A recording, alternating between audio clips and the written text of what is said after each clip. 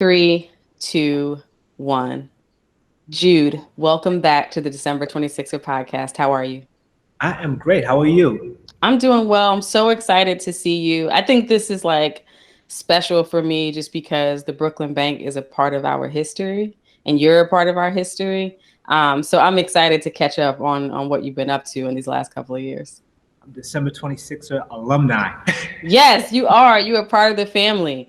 So I looked back to remember when your episode was, and it was episode 49, like, which is crazy because I didn't realize it was that long ago. But then it makes sense because we were celebrating at the time our 1 year anniversary, and we're now, deep into our third year, into 170 something for episodes. So that's back when we met you, and we recorded with you the same day that we recorded our 1 year anniversary dinner in the Brooklyn Bank.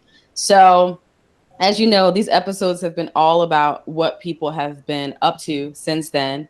And I'm particularly curious with you because you own an event space, a beautiful event space. You've been involved in the community and you've been involved in real estate, before COVID and before all the things that have happened in the last year. So all of those areas, community work, being someone who has an event space and being involved in real estate, hot topics in terms of the economic downturn that we've had. Our dollar. Yes, everything's shutting down and the real estate market going crazy. So, but before we get into all of that, just talk to me about how your life started to evolve from 2018, end of 2018, 2019. How were things going for you? You know, typical, just like everybody else. I have my ups and my downs, good days and bad days, wins and losses. I try my best to every day start the morning as a new slate and take it day by day. Um, One thing that I haven't been doing is I have not been doing acquisitions. That used to be a major part of my shtick is, that was always out there buying properties. Um, New York has been a very tough place in light of COVID. And the market has been fluctuating up and down, and trying to find those deals just have just have not been winning at that. So I have a few properties that I liquidated.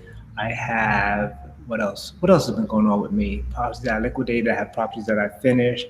I moved to Brooklyn. So now I'm really repping Brooklyn. Really repping Brooklyn as if I wasn't before. So I can't tell the politicians anymore that I don't even live here. When they try to shake me down, I don't even live here. But so that's one thing. Community work wise, like I, I, I took it to another level in light of COVID. We were feeding people, teaching people, all kinds of stuff. The Brooklyn Bank had shut down as an event space, but it became a community hub. More so, like during COVID, like we partnered up with Fresh Direct. We were doing all kinds of things virtually with schools. And I guess we'll delve into that a little deeper. What else has been going on? Real estate slowed down. Stock market took off. So got to keep it moving. Like when the real estate money slowed down and the event space money slowed down, my bills didn't slow down. So Right. so I had to figure out how to keep the money coming in.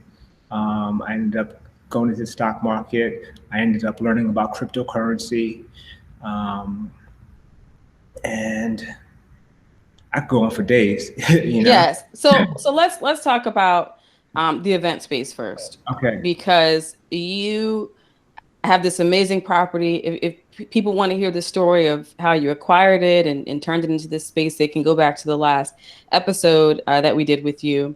But what were you think like March 2020, this time last, a little bit earlier last year? What were you thinking? Watching the news, seeing where things were headed. I was thinking that things were going to slow down for a couple of weeks. Mm-hmm. So I had a lot of bookings set up. So the first thing that I tried to do is I tried to, push events back. But as a month went by, 2 months went by, people started becoming very agitated, and they, um, just the nature of the beast. People couldn't have their events. You can't push a baby shower back. Right. You can't push a graduation party back, things like that. So what ended up happening is that I made the personal decision, that I gave everybody their money back,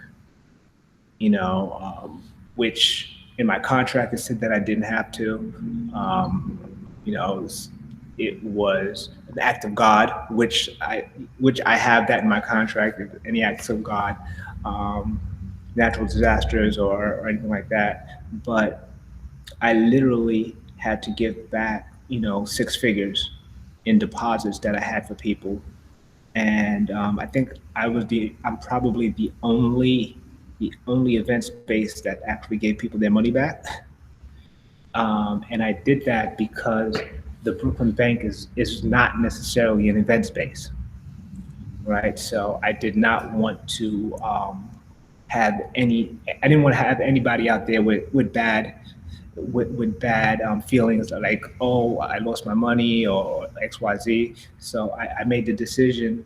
I made the decision to give everybody their money back. Like people who had events booked from March to December.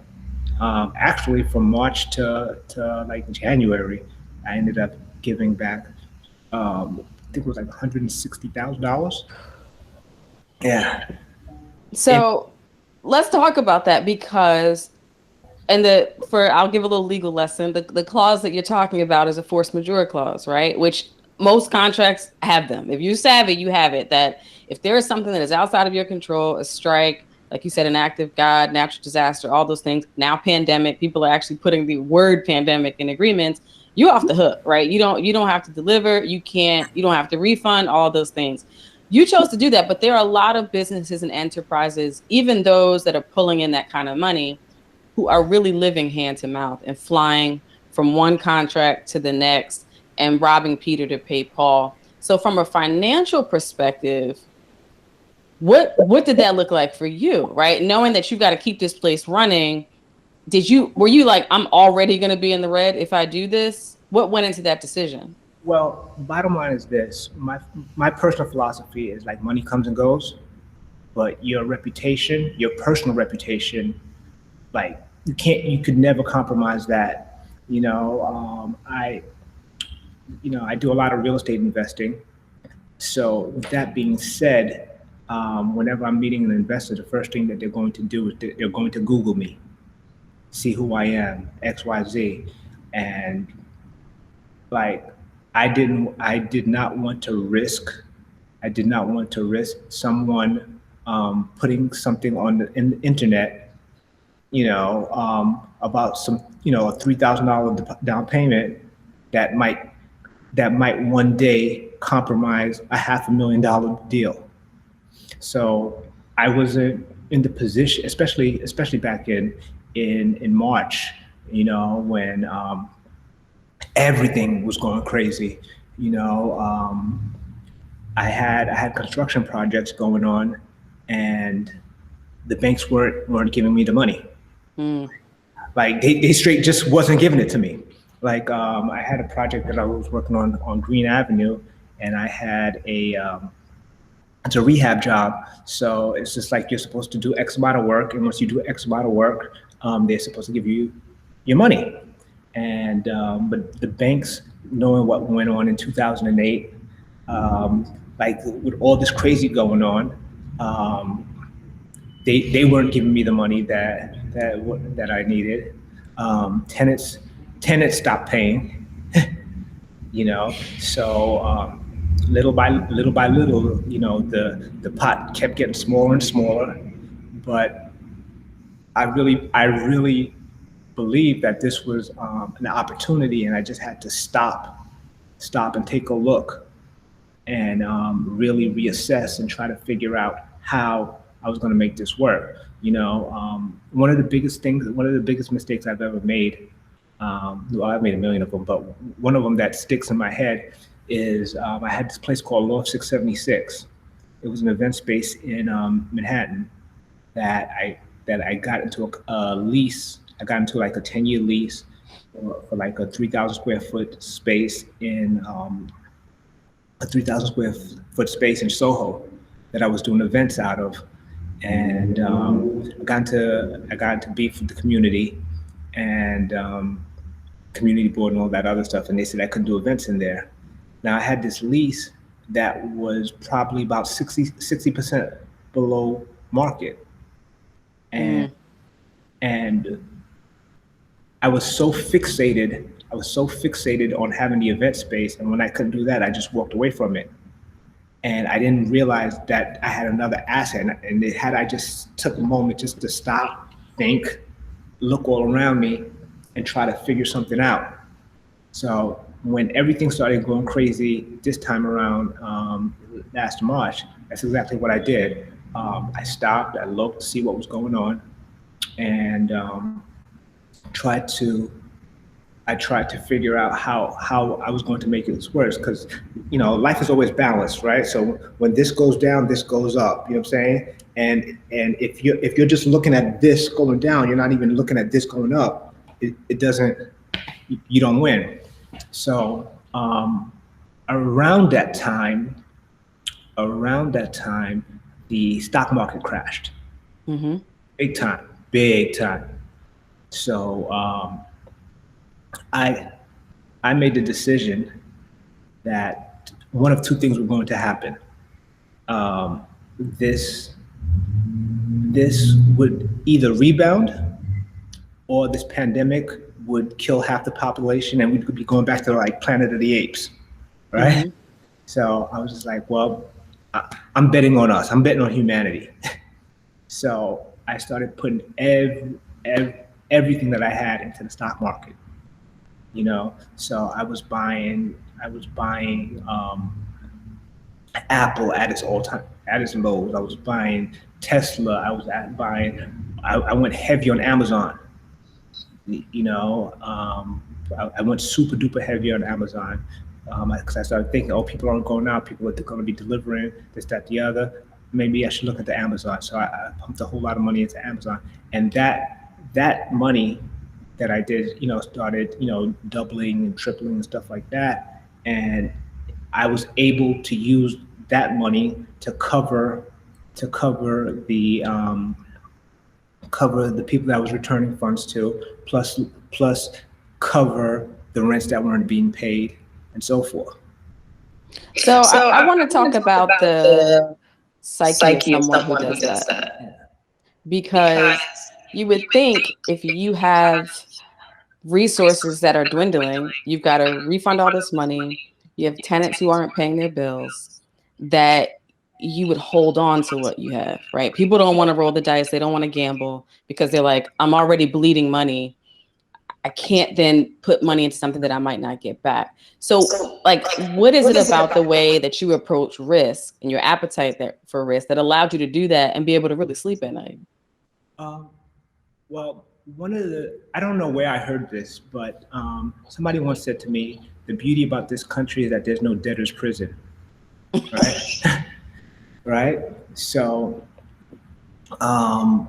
it's not like old school England, like if you don't pay your bills, they put you in the stockade, and until your debts are paid, or your family pays your debts, stuff like that. I really,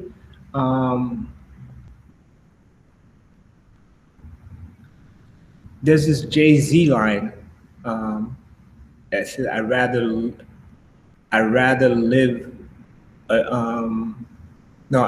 die enormous than live dormant. You know what I'm saying? And that's always in the back of my mind. It's just like I don't want to just get by. So I'm gonna always do the extra work, take the risk, take the chance, calculate the risk. Because I was a believer that things would come back. I didn't know that they would come back as fast. I didn't have a crystal ball or anything like that to know that, by by June, July, that the market would be rocking and rolling the way it was. I just remembered back in 2008, things were just as grim, and then like a year or two later, it got better. So that was basically my thought. I was just like, look, um, if what I have is not enough to keep me going anyway, so Mm.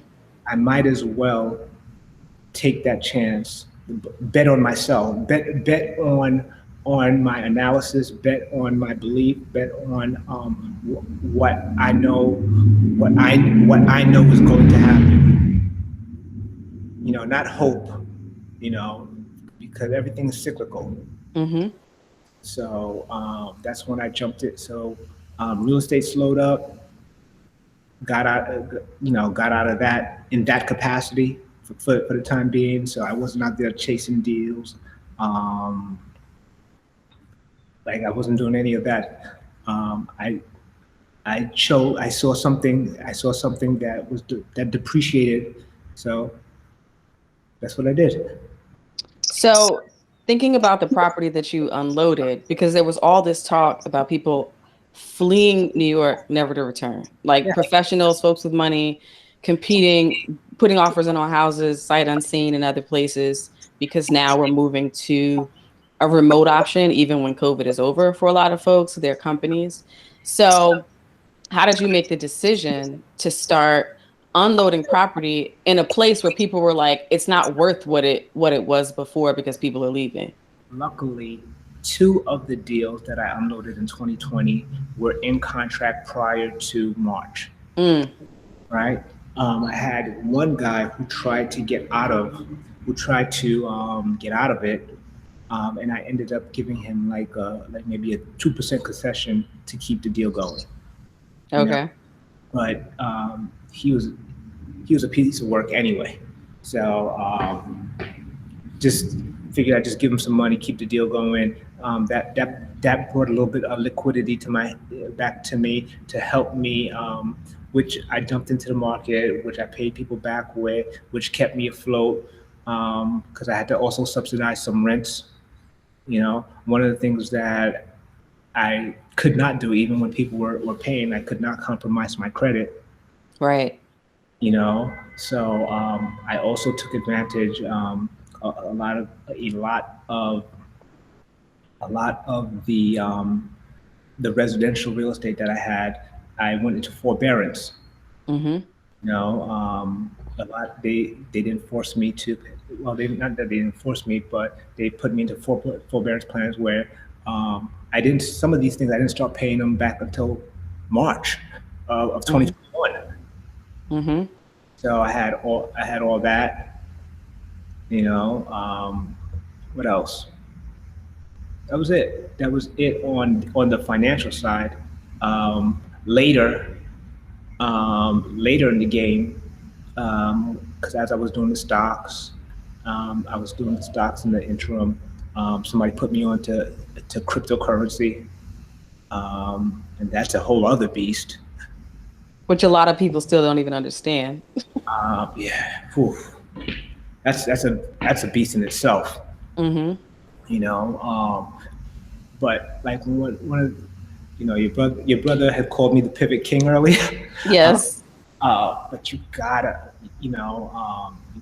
always keep your eyes open to see what the next thing is, and not necessarily to jump from thing to thing, but I have some of my partners um, that solely they have the blinders on, and they're not looking to see what opportunities are to the left and the right. They're not aligning themselves with different types of thought leaders. Like if they're real estate people, they're surrounded by real estate people. They're middle aged in their late 40s, early 50s. That's who they hang with.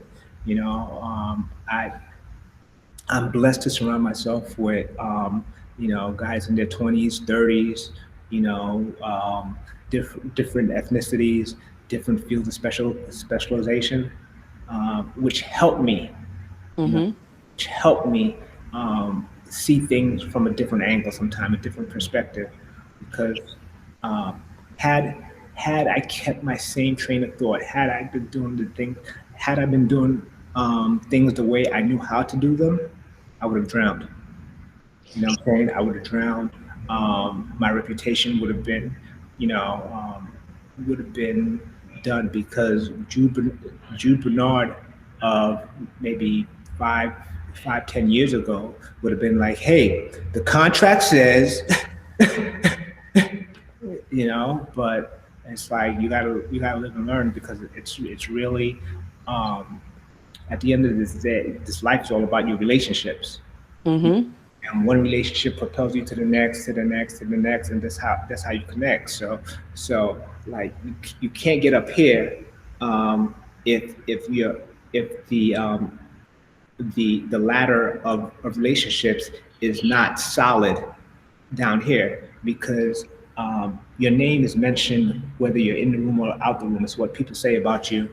That there are things people say about you that you'll never know. Absolutely. And I think it's important to mention that having relationships with people who are in other fields or who have a different level of success and wealth, it doesn't necessarily mean that those are relationships that you can leverage to get money directly from them when you're in a bind, right? That's not necessarily the case. And I think sometimes people view those relationships like, well, maybe they can bail me out in this instance. Sometimes it's just they have a 50,000-foot view and they're able to say, listen, I've been there, or here's what I think you should consider. And the advice and the guidance is worth more than a loan could ever be. You know, true story. I purchased my house in New Jersey back in 2006, and I was there for 15 years. I just sold in 2021, and the property that I was going to buy in Brooklyn um, quadrupled in price, whereas the property that I bought in Jersey only went up 10% in value. And I was sitting down with one of my boys, and we were going through the numbers, and he was just like, "Yo, you made a mistake on that one." And then I had to remind him of the events that we've had at my house, where I met and I had a conversation with and so introduced me to this person, and this person hooked me up with that person, and then this deal got made, or I didn't know about this, but the person that I met at the house that time, so it's like you can't you can't always compare apples to apples and oranges to oranges. Sometimes you have to take a look at the apple that you traded for a pear, then you traded that pear for a grape, and now you ended up with a watermelon. You know, Absolutely. if that makes any sense. I think I wrote Yes. on that one. No, no, it makes perfect sense. But what prompted you to get out of Jersey? Um, well, it's 40 minutes every day, 40 minutes twice a day, right? So that's like 8 hours a week, more than that probably. And then at the end of the day, like when I bought that house, I was like in my early 30s, and it was cool. Like my boys used to come down and hang out all the time. We'd be at the pool doing this, that, the other. But as life changes, everybody has wife and kids and stuff like that. And the fun house, having the fun house is not as important. People don't come to watch the game every Sunday anymore, and um, so as much as I'm going to miss it. Um, the memories and stuff like that, I think it's better for me to actually be in the community that I'm grounded in, that I'm situated. Hmm. You know, yeah, like I love Brooklyn. And I love the people here. I love being a part of the community. And there are little conversations that you have going to the grocery store or walking down the block or stuff like that. Like it it's all part of the game. So if I'm going to be in this community, I guess I need to be in this community. Mm-hmm. So going back to your ownership of property still in the community, I think there was a headline just this week that the average rent in New York is down 21% or something. Just given the flight that I was talking about earlier. So what are your sentiments as a landlord looking ahead to, yes, we're getting to a point where the world is opening back up, things are approaching some form of normalcy. But how do you feel about continuing to own rental property when the rents are decreasing in New York? Um, so can I keep it 100 with you from my Of perspective? course. Of course. So I've been I've been investing in different things, right? Different businesses, different like whether it's stock, whether it's small businesses, whether it is cryptocurrency, and what I've been doing with my with with the returns on my investment, instead of buying a gold chain, I've been paying my mortgages down. Mm-hmm. So the goal is by 2022 to have um, more properties free and clear. Mm. So although the rents are going down, but without a mortgage, it's just more. That's the cash flow. The cash flow actually increases. And And, this is why I love you, and Jude, because you always have a different vantage point. you know, so and also one of the things that I've always done is I'm very big on tenant retainment retention. So my rents were never at the top of the market anyway. Mm. Like I love having my tenants thinking that they're getting over. You know, like because like I prefer to take 15%, 10% less on the rent, and never increase your rent, um, than have you have you feel entitled to call me for a light bulb that's out. Mm. You know what I'm saying? Like when somebody's paying $1,600 or $1,700 for a $2,100 apartment, they be quiet as a mouse. True. especially if they know that their lease is up. But like their lease is up, and they're like, oh, he didn't say nothing. Let me not say nothing because he must have forgot. So I'm not gonna remind him. I'm not gonna start asking for stuff. Mm-hmm. So that's my mentality. Let let them feel that they're getting a value, and in turn, what happens is it just frees you up, frees my day up, so that I can see opportunities. Because there's no real money, there's no real big money in New York City rentals. It's like the money is in the property values. Mm-hmm. Like you make your money when you sell. You go out, you buy a 3 or 4 family building right now. If you can clear $1,000, $1,500 a month, you're killing it in New York Wow. in New York City right now. Because the price of the properties are so high. Mm-hmm. But um, they increase exponentially as well. So that's where the money's at. Like to me, all I really want my tenants to do is to maintain the expenses of the building until I'm ready to sell. Mm. So all you're doing is making sure that my initial investment, um, I don't have to come out of pocket anymore until I'm ready to cash it in. So So you play the long game clearly, right? But you mentioned something that I want to dig into a little bit, and that is getting profits and putting them into, paying down the mortgage on the property that you have, as opposed to flashy things. And one of the things I think a lot of particularly Black folks struggle with is reaching a certain level of success and feeling like the material things that they have to reflect that. For them to command a certain level of respect, for people to understand kind of the way they're moving and shaking, they've got to have certain appearances, the jewelry, the level of clothes, the car, all of that. Have you ever fallen into that though? Of course. I used to light the club up. I used to light the club up. I've had it all. Mercedes, Lexus, BMWs, Jaguars. Big house in Jersey. This, that, the other. I've had it all.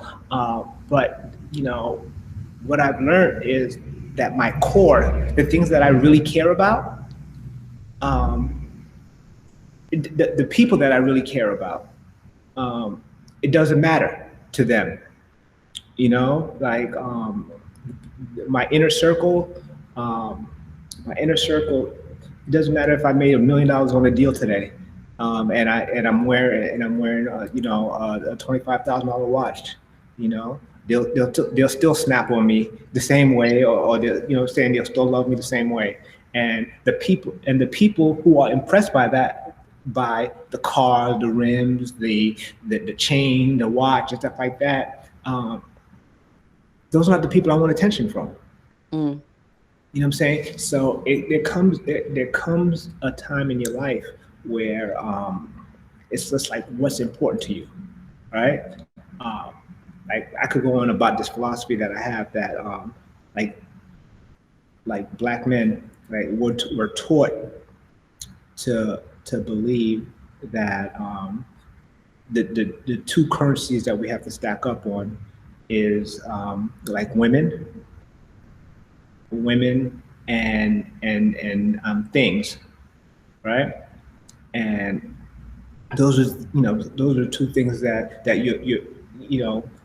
but if you look at the music, if you look at the videos, you look at the streets and stuff like that, those are things that they're telling you, you got to go and get. But there comes a point in your life when you look at those things, when you've had the women, you've had the material things, and you're still sitting in the bed like this, like, why am I here? What's my purpose? And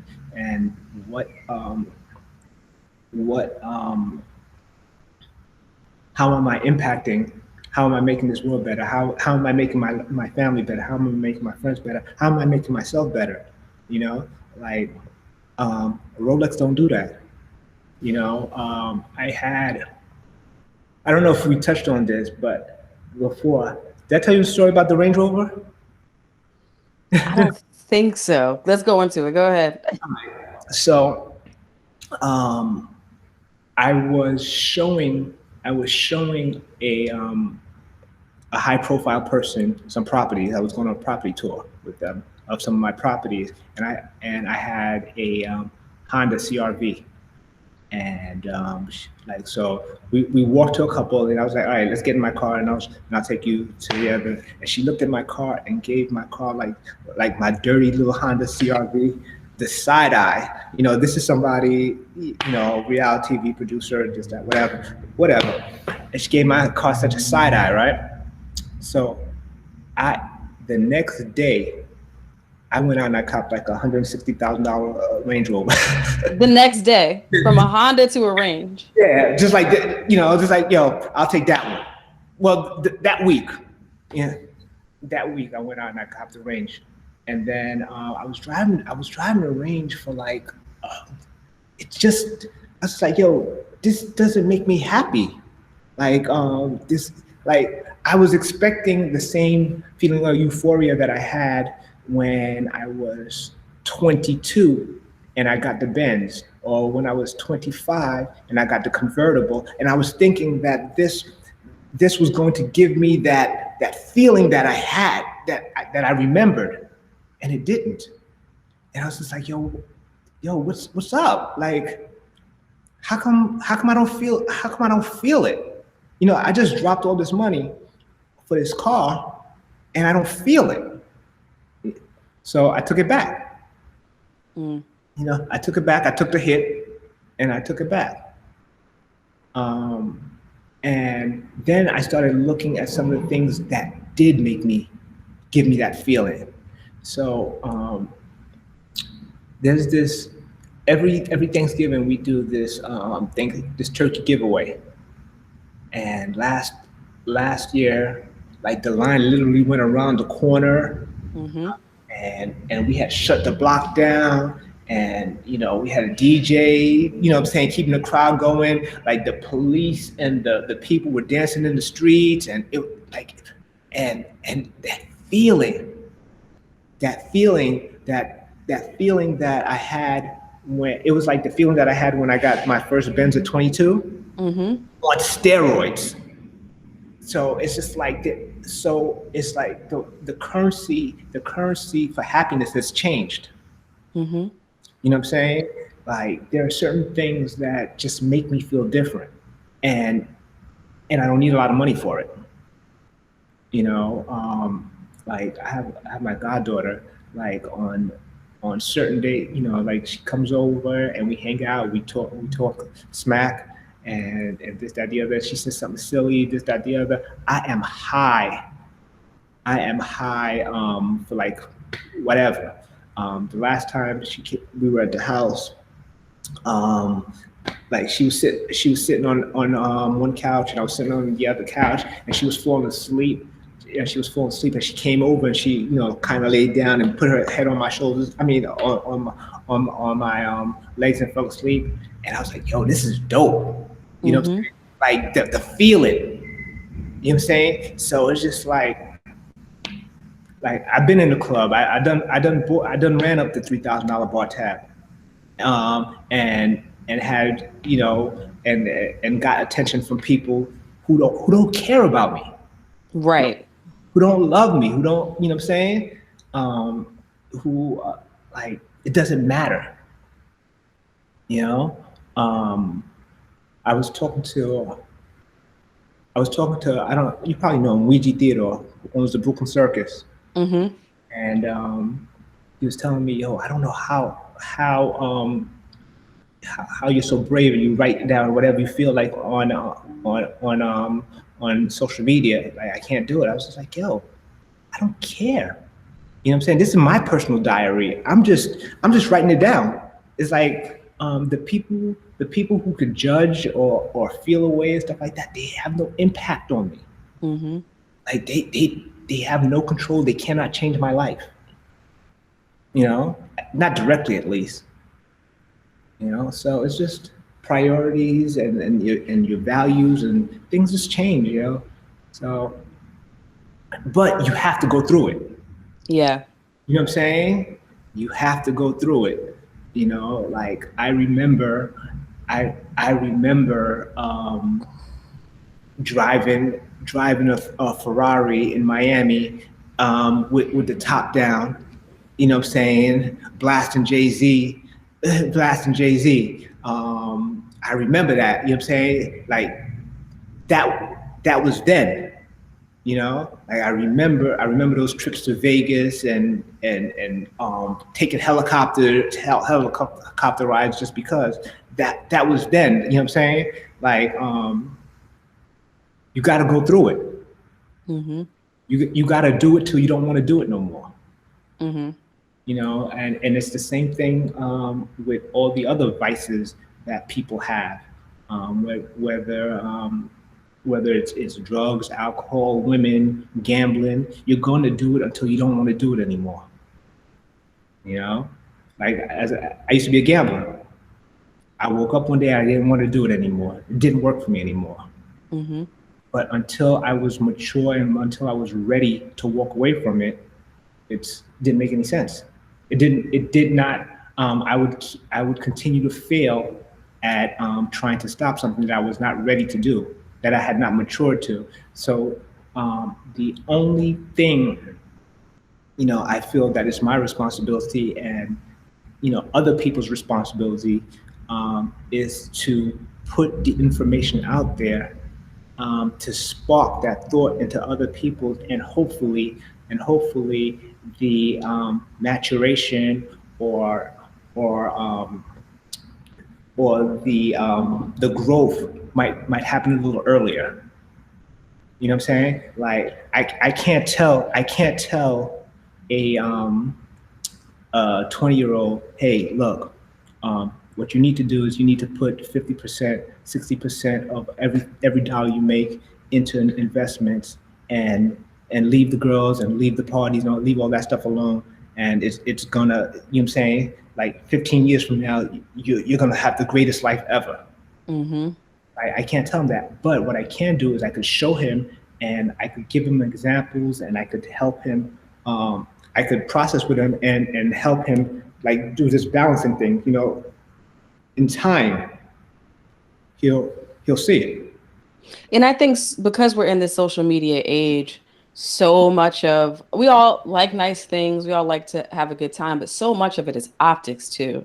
The appearance of living the best life possible, the appearance of residing in luxury, the appearance of being able to afford any and everything. And the gag is that a lot of the people that you're aspiring to, They fronting. They big time. they fronting like. Uh, True story. I had a girlfriend one time. Not a girlfriend, but like one of my girlfriends came over, and she had a whole group of girls with her. They were hanging out by the pool, and I came in and I said, "Hello, how you doing?" This, that, the other. And I went about my business, and then I went on social media, and I saw, I saw a picture of the group of girls, by my pool, but they had filters and they was arched and this, that, the other. And I said, whoa, those ain't the girls that's outside. That ain't them. So I'm like looking at the picture and I'm looking outside. I'm looking at the picture. I'm like, nah, son, you fronting. How did they do that? But seriously, it's like 27 takes. You got to get it just right. Just right. And I see it all. I see it all the time. I like some dude I barely even knew one time called me up and asked me if he could borrow a watch. I was just like, huh? Yeah, it's like I want to borrow. Yeah, I'm doing a photo shoot and this, that, the other. It's just like, okay, but. Not a watch though, but okay. Yeah. Okay. If that's going to make a difference, but we are living in a world of optics. But it's just like, like I think, what was it, like in the '90s when the Matrix came out, the red pill or the blue pill? Mm-hmm. Still questioning that shit. That's right. Yeah.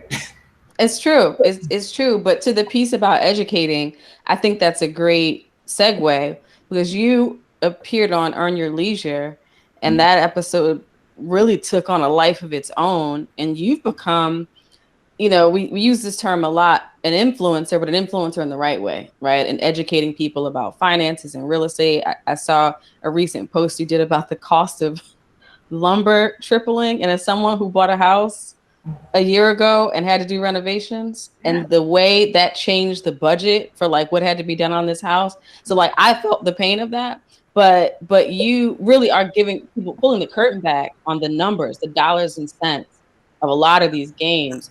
So like, how did that happen? I mean, were you shocked that people just like, you developed this following off of an appearance? It's funny because like if you go back like 2 years, 3 years, 5 years, my content has always been the same. Mm-hmm. And there's a line that says, "You was who you was when you got here," right? Like I don't feel that anything has changed, but it's just the way the world is right now. That somebody, since I was co-signed as being right, I was co-signed by being legit. All of a sudden there's a following and people take it seriously. I had a Zoom meeting a couple of weeks ago, and some girl, I was talking to real estate and stuff like that, and I was telling her about entry points and exit points and percentages and XYZ, and she asked me what my social media was, what was my IG. She wanted to see um, what my following was like. And she's like, "Oh, okay, yeah, you have 10K plus. All right, you legit." And then I was just like, so the information I was giving you prior to you verifying by the number of people that follow um, was not legit until until you validated me as a person. You know what I'm saying? By seeing how many people follow, and I was just like, okay, that's cool. But yeah, it's good that I have a bigger audience, a bigger platform. But I try to stay consistent. I try to be authentic. I try to keep it real.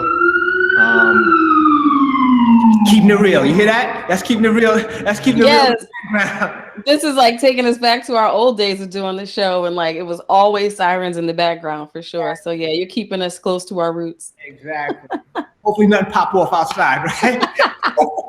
But yeah, it was important it's important for me to always be authentic, because at the end of the day, you can lie to everybody, but you can't lie to yourself. Mm-hmm. You know what I'm saying? And at the end of the day, I gotta look at myself. I gotta look at myself in the mirror and be comfortable with the person that I am.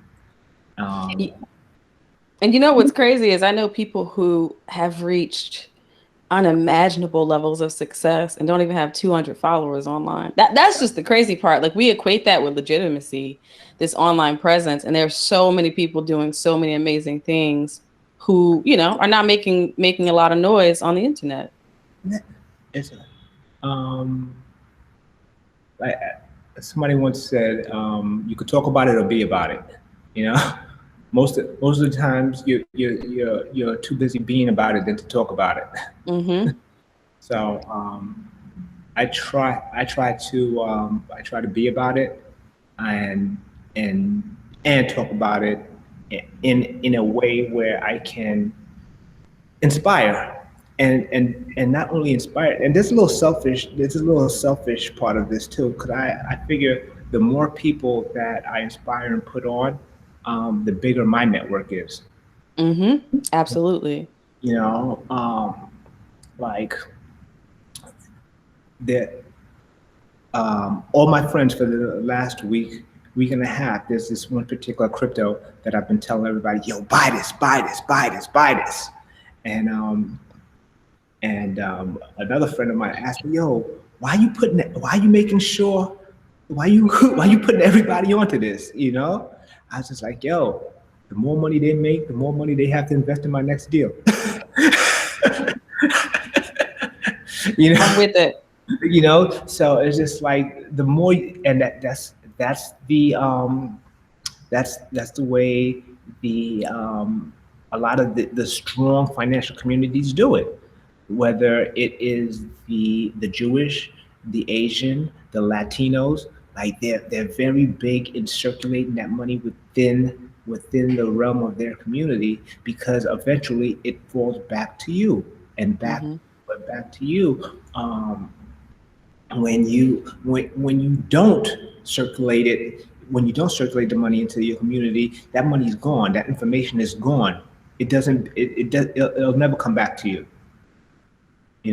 So a lot of and it's not just one-sided either, because as I was saying, I keep talking about crypto because that's my new thing, but I got put onto that by people that I was putting onto real estate. Mm-hmm. And it's like, yo, OG, let me put you onto this. Right. So it's important. It's cyclical. Like you have to invest.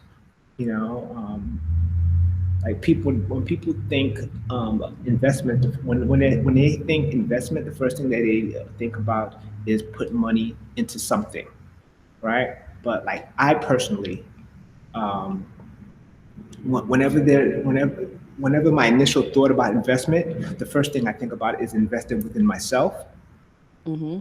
right? Like how could I, what can I do? What could I put time or resources in to make myself better? Then I think about investing into people, because that too is going to come back to me. That too, you know what I'm saying? So I make you, you and I have a relationship. I make you better. You therefore will make me better somehow. Absolutely. Because I put you on. You're able to have conversations, conversation with people that when I'm not around, that's going to give you information, and then you're going to come and give that information back to me. For sure. But it has to start somewhere. That's a good word. Yeah. So we've been asking everyone this question who comes on for these check-ins. We're reaching some change in terms of the restrictions that we have, and they're talking about if you're vaccinated, you can take the mask off and all of that. But when we get to the point where events return, things settle a bit, we have some normalcy, we reach herd immunity, if that's even possible. What's the first thing you're doing? Traveling the way that I like to travel. Mm-hmm. I traveled a little bit during the pandemic, but it didn't hit the same. We, all the Black people, we all went to Tulum. Really, Black people really latched on to Tulum during this whole I was not one of those people. I was hearing about Tulum probably maybe 3 years ago. But it wasn't us who was telling me about it. And then all of a sudden, like everybody was there. Everybody taking that picture with that. But even, I want to, there's some big trips that I want to do, and I want to be able to do them comfortably, because again, not that I'm an old man, but like the older you get, the more important experiences are to you, and making memories with the people you care about. So I want to travel a little bit more. I want to start hosting events again. The March 9th, 2020. Funny enough, I had my Biggie party. Mm. I have my annual Biggie party, and that was like the last party before the world shut down. That I had like 1,000 people in the 40/40 club, and I want to do stuff like that again. Mm-hmm. We didn't do it this year, and I thought it would be kind of whack if I tried to do it virtually. Right. So I want to do stuff like that. I want to have people here at the bank. I want to do brunches and stuff like that. So I want to see my friends. I want to hug them. It's crazy to me that some of the people I care about the most I haven't seen in 15 months, 16 months. It's wild. And it's like, how much of this? The elbow bump, right. No, I want to hug. You know what I'm saying? I want to hug.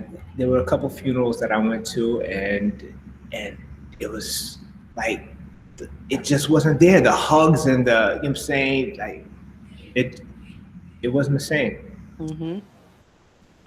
So what's the first thing I'm going to do? I'm going to be human. I like that. I think this past year and some change has really taught me the importance of human connection.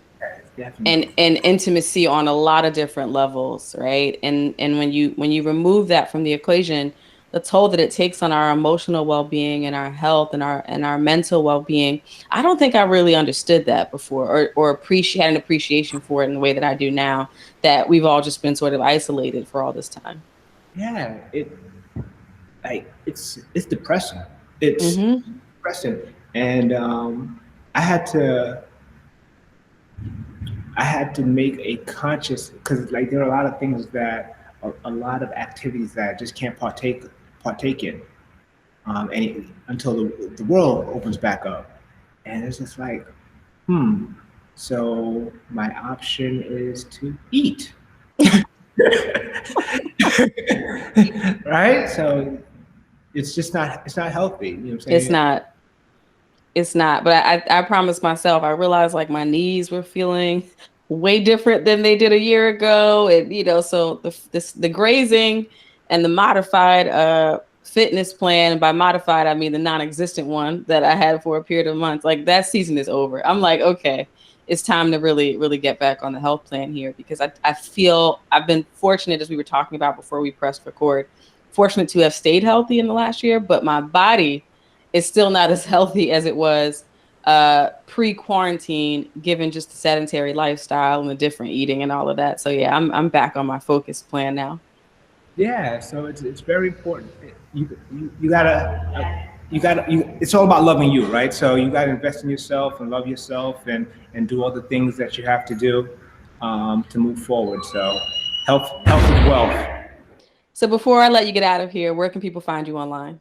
You can find me on the gram. I'm at Mr. Jude Bernard at mr.judebernard. Or you could hit me on the email, jude@thebrooklynbank.com. Awesome. Well, it was great checking in. I feel like we'll be talking offline and exchanging some information. But for now, thank you so much for continuing to be just a supporter of the show and such a valued member of the December 26er family. I really enjoyed this check-in. Appreciate you. To our listeners, you know what to do. If you like this, share, comment, tell somebody about it, promote the show. We know we are nothing without you, our audience, our December 26er family. Follow Jude. He's dropping all kinds of gems on the internet, so make sure you check in with him. And as always, remember to be extraordinary on an ordinary day. Take care. Thank you for having me.